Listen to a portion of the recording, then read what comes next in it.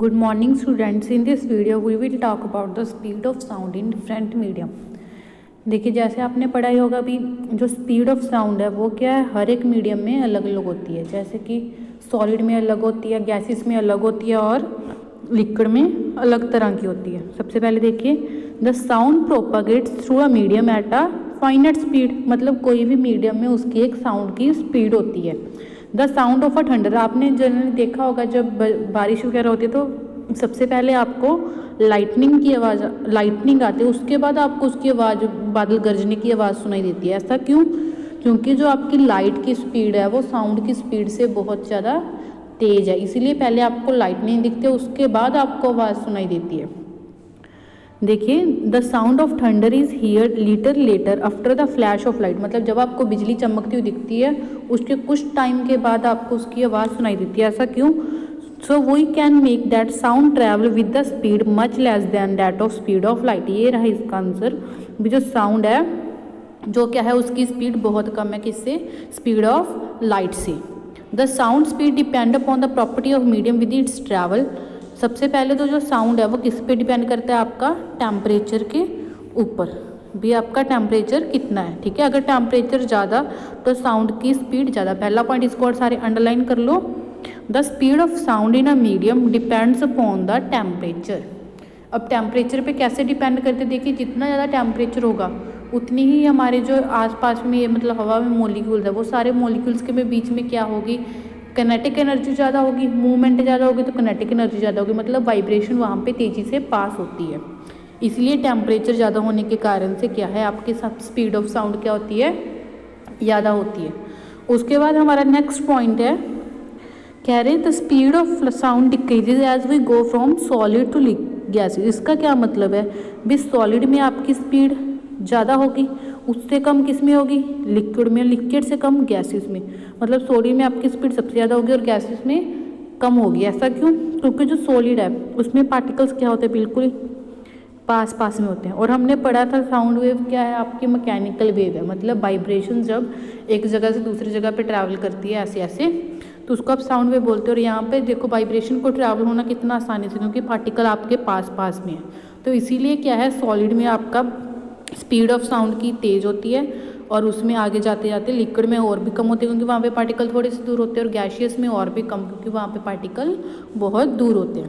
उसके बाद देखिए for example the speed of sound of air is 331 metre per second at 0 degree Celsius. 0 degree Celsius पे तो है 331 मीटर पर सेकेंड, लेकिन 22 डिग्री सेल्सियस पे है 344। देखिए टेम्परेचर बढ़ा तो आपकी जो स्पीड है साउंड की वो भी क्या हो गई? इंक्रीज हो गई। ऐसे यहाँ पे इस टेबल में कुछ आपको स्पीड दी हुई है, ये आप एक बार देख लेना।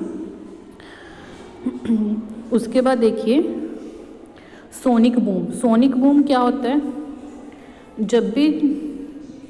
जब भी मतलब कोई ऑब्जेक्ट है अगर वो स्पीड ऑफ साउंड के ज़्यादा से तेज़ी से चल रहा है तो वो उस साउंड को प्रोड्यूस करता है, जिसको हम क्या बोलेंगे? Sonic boom.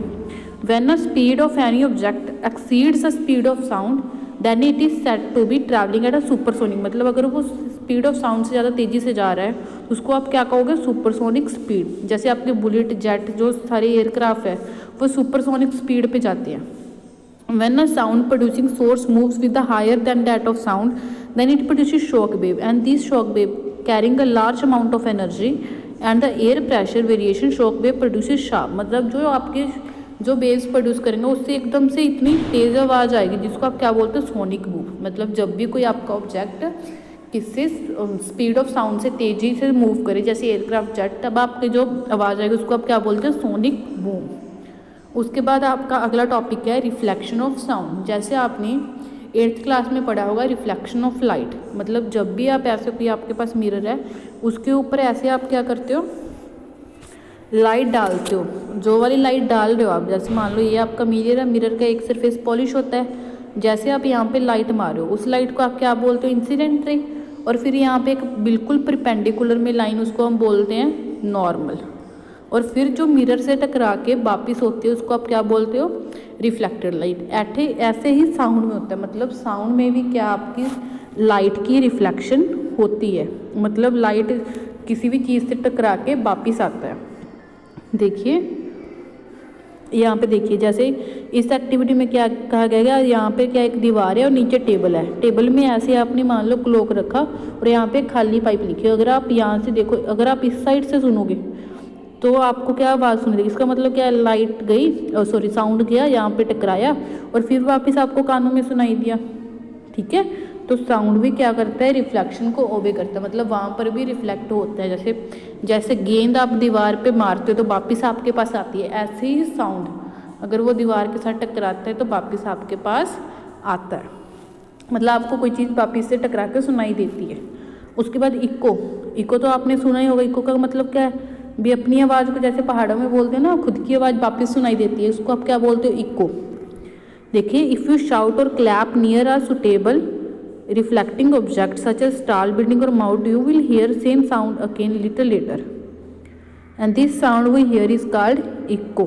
मतलब जब आप ऐसे क्लैपिंग वगैरह तो आपको कुछ टाइम के बाद वो क्या आवाज़ सुनाई देती है, और वो उसी आवाज़ को आप क्या कहते हो, इको।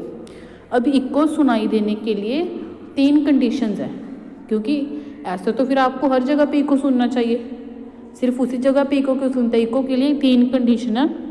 पहली कंडीशन सुनो, जब भी आप बोलते हो आपको देखो अपनी आवाज़ तो सुनाई देती है, वो आपके मतलब 0.1 सेकंड में आपके दिमाग में प्रसिस्ट करते हैं, मतलब 0.1 सेकंड में वो आपके दिमाग में रहती है। अगर कोई आवाज़ आपके पास 0.1 सेकंड से पहले आ गई तो आपका ब्रेन उसको क्या करेगा, डिस्टिंक्ट नहीं कर पाएगा भी ये कौन सी आवाज़ है, भी रिफ्लेक्ट होकर आ रही है, जो मैं बोल रहा हूँ वही आवाज़ है।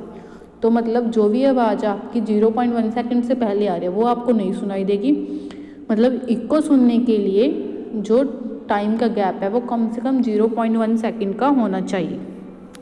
टू हियर एंड इको, ये पहला पॉइंट है आपका। To hear and echo the time interval between the original sound and the reflected must be at least 0.1 second. मतलब जब भी आपने इको सुननी है तो उसके लिए आपका टाइम इंटरवल जो आप ओरिजिनली बोल रहे हो और जो रिफ्लेक्ट होके आ रहा है उसमें कितना होना चाहिए, 0.1 सेकंड का टाइम इंटरवल होना चाहिए।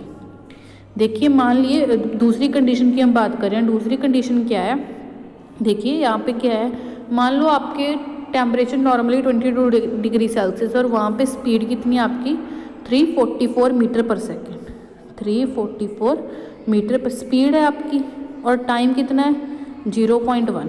तो आपकी जो है डिस्टेंस वो कितना आया, देखिए वेलोसिटी क्या होता है, डिस्टेंस अपॉन टाइम। अब डिस्टेंस निकालना तो वो क्या आएगा, वेलोसिटी इनटू टाइम। अब इन दोनों की जब आप मल्टीप्लाई करोगे तो आपके पास आएगा 34.4। अब देखिए ये 34.4 कौन सा डिस्टेंस है। मान लो यहाँ से आपने बोलना स्टार्ट किया, यहाँ पर आपकी कोई रिफ्लेक्टिंग सरफेस है, यहाँ से आवाज़ गई और यहाँ से टकराई।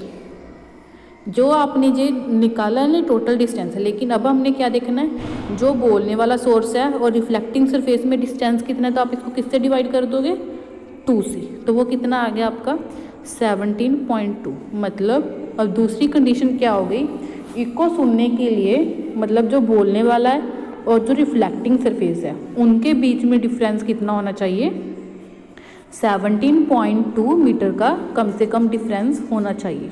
ठीक है, डिस्टेंस इतना होना चाहिए। देखिए 10 फॉर, ये तो आपको समझ आ गया अभी 34.4 कैसे निकाला। 10 for hearing a distinct echo the minimum distance of the obstacle from the source of sound must be half of the distance that is 17.2। ये आपकी आ गई सेकेंड कंडीशन। पहली कंडीशन थी ये भी 0.1 सेकेंड होना चाहिए। अगला जो आपका डिस्टेंस है 17.2 मीटर होना चाहिए। थर्ड कंडीशन यहाँ पे लिखी नहीं हुई, आप सब लिख लो भी, इंटेंसिटी मस्ट बी सफिशिएंट। भी जो आप इंटेंसिटी की बात कर रहे हो, इंटेंसिटी मान लो अगर आपने पहाड़ों में गए और वहाँ पर बिल्कुल ही हल्का सा बोल पड़े हेलो, जब कुछ ऐसा बोल दिया भी उस तक आवाज़ ही नहीं, वो पहुँची नहीं, जब वो रिफ्लेक्ट होके क्या आएगी। मतलब इंटेंसिटी भी सही से होनी चाहिए, इंटेंसिटी मस्ट बी सफिशिएंट। ठीक है, आगे इसको पूरा कर लेना। इंटेंसिटी क्या होनी चाहिए आपकी, सफिशिएंट होनी चाहिए। क्लियर है, ये थर्ड पॉइंट है आपका। अब यहाँ पे जरूरी नहीं है अभी रिफ्लेक्शन आपकी एक बार हो। इको में be heard more than once due to successive reflection. मतलब एक से ज़्यादा बार रिफ्लेक्शन होने के बाद आपको क्या है, इको मतलब एक से ज़्यादा बार भी सुनाई दे सकती है। उसके बाद हमारा नेक्स्ट टॉपिक है रेवर्बरेशन। देखिए इस टॉपिक में क्या है रेवर्बरेशन में। रेवर्बरेशन में क्या होता है, जैसे आप कोई खाली हॉल में बोलते हो तो वहाँ पे जो आपकी कुछ आवाज़ है वो कुछ टाइम के लिए वहाँ पर परसिस्ट करती है। और sound created in a big hall, persist का मतलब होता है वहाँ पे कुछ टाइम के लिए रहती है। अभी आपकी अपनी आवाज़ ही वहाँ पे कुछ टाइम के लिए रहती है। A sound created in a big hall will persist by repeated reflection from the walls until it is reduced to a value with no longer audible. The repeated reflection that result in persistence of sound is called reverberation। मतलब जो एक तरह की ये eco की type ही बोल सकते हो आप इसको। द रिपीटेड रिफ्लेक्शन मतलब बार बार से रिफ्लेक्शन होना, that result in the repeated reflection that results in the persistence of sound. मतलब बार बार रिफ्लेक्शन होने की वजह से जो आपकी साउंड वहीं पे परसिस्ट कर रही है उसको आप क्या बोलोगे, रेवर्बरेशन। वही कह रहे हैं इन ऑडिटोरियम और big hall the excessive reverberation is highly undesirable.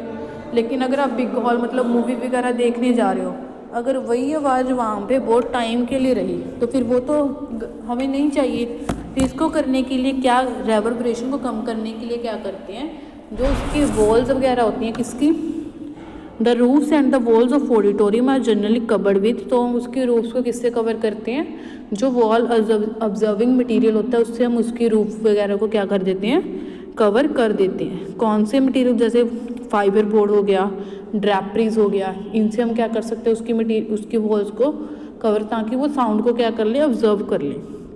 And the seat materials are also selected on the basis of their sound properties. और जो मतलब जहाँ पे जो बैठते हैं उसका भी ऐसे मटेरियल सेलेक्ट किया जाता है भी वो भी क्या करे, साउंड को ऑब्जर्व करे। Okay, thank you.